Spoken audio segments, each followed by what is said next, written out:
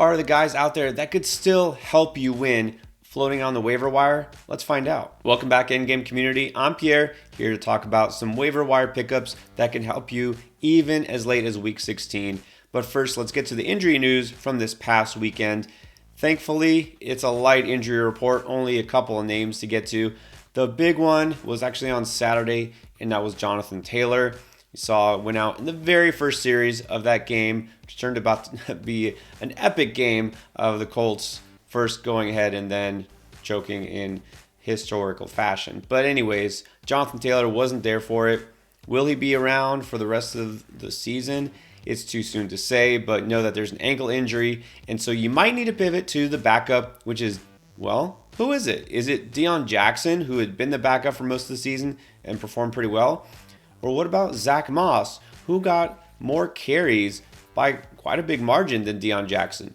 Well, it's also too soon to say that. I gotta think that game script, the fact that they were somehow ahead so big against the Vikings, led them to just kind of lead to the plotter, which is Moss, kind of the between the tackles guy.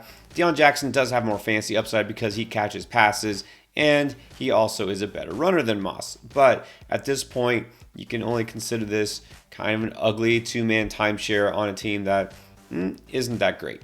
And then if you remember back on Thursday, Seattle in their loss to the Niners also lost a big piece with Tyler Lockett. Injury that's going to keep him out for sure this week, maybe longer. It's definitely not good. And so Seattle fighting to make the playoffs themselves. They're going to have to rely on somebody else. And I have somebody in mind I'll tell you about in a minute.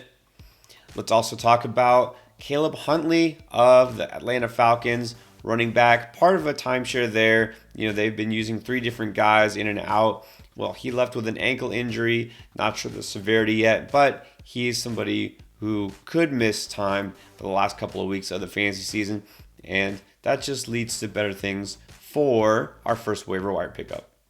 Our first waiver wire pickup is Tyler Algier of the Atlanta Falcons, rookie running back you're probably familiar with. Look, he's still out there in a lot of waivers because he had just been kind of mediocre fantasy-wise. He's a guy who had been averaging about 50-something yards on the ground, not being super involved as a pass catcher. Atlanta, not really a prolific offensive team. But he broke out big time in this Week 15 matchup because, well, Huntley, as I mentioned, was out. Algier got more run, but also more involved than Cordero Patterson.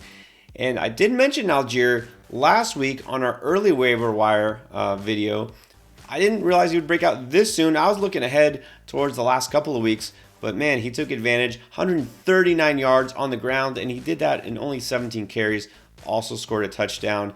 So the reason I liked Algier is because in week 17, gets a home game against Arizona. That's a good spot for him. I thought that, you know, Atlanta kind of going towards the youth movement because, let's face it, they're not making the playoffs, that I think Algier would get a little bit more involved.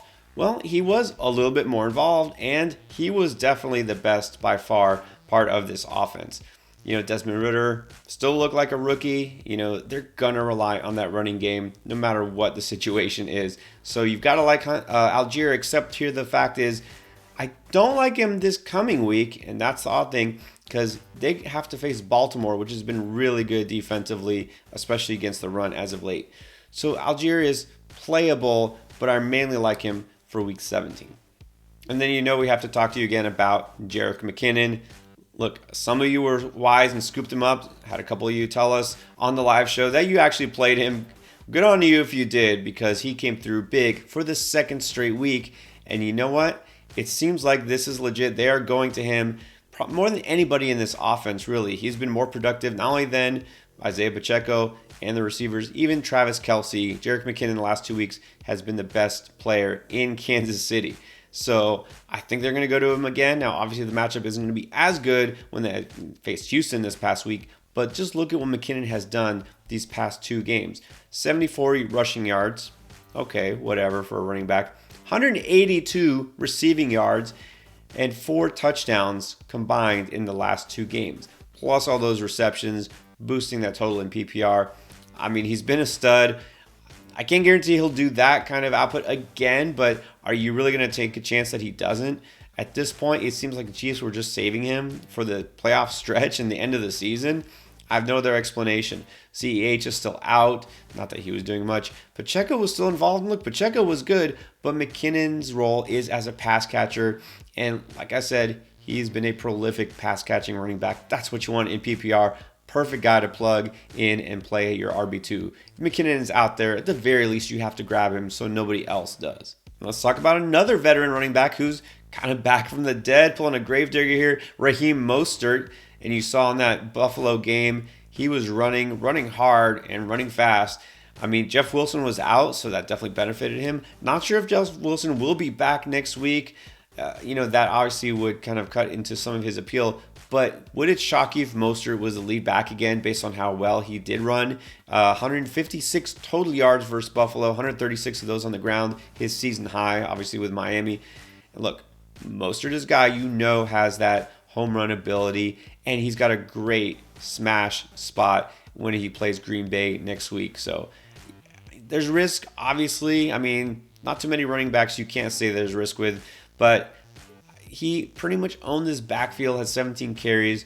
Savon Ahmed was the backup in this one, only got 6 carries. Even if Wilson comes back, I think Mostert is the guy now, and he could put up some big numbers this week. You got to be a little worried about week 17 looking ahead. He gets the Patriots. Really tough run defense, of course. But for now, let's just focus on getting the win this week. All right, now I mentioned earlier that Tyler Lockett is out. Who's going to take his place?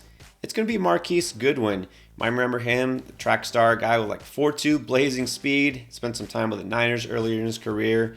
Got on with the Bears a little bit. Well, now he's with Seattle.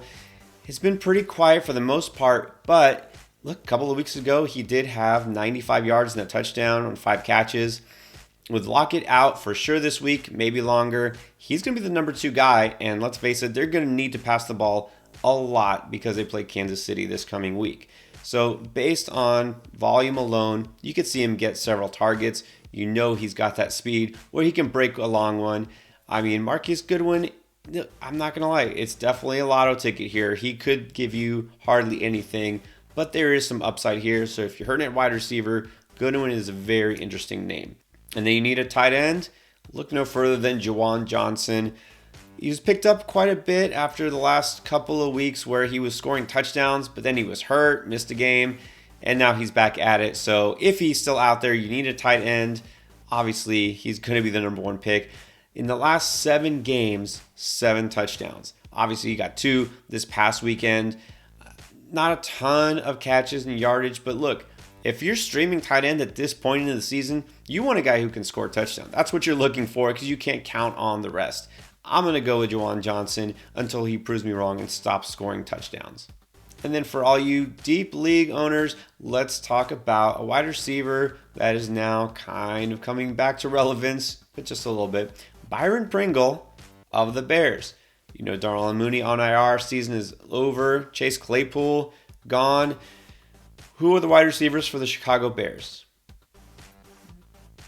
I bet you couldn't name any. It's Byron Pringle, Equanimous St. Brown, Velus Jones, the 25-year-old rookie, and Dante Pettis. Okay, so none of these guys are really appealing. You know that St. Brown has had a moment here and there. Pringle is the guy they signed early in the offseason, thought he would be a starter. You know, he's been hurt a lot. He's not the most dynamic guy, but I think he's going to be the leading target getter going forward. He did lead the team in receiving this past week with 39 yards. I know, 39 yards. But he was the leading receiver. I guess that means something. He did score a touchdown. I think there's going to be a much more pass-happy script when they play Buffalo next week. And I do like the fact that Buffalo, as you know, they've been a little bit disappointing in terms of their defense lately. Well, they've been bottom 6 against wide receivers in terms of fantasy points allowed over the last 8 weeks. It's been an extended stretch here where they're giving up points to opposing pass catchers. I don't expect a huge game from Pringle, but again, if you're in a 14-team league or for some reason you're still out there trying to pluck guys off waivers to stream and you need somebody, you could do worse than Pringle. He's a guy that I actually picked up in one league and regret not starting because he outscored the guy that I did start. All right, those are the players I'm looking at on waivers for Week 16. We want to help you win, especially now that it's crunch time in the playoffs. That's why we have you covered with start sit advice and more in our Week 16 playlist. Check it out.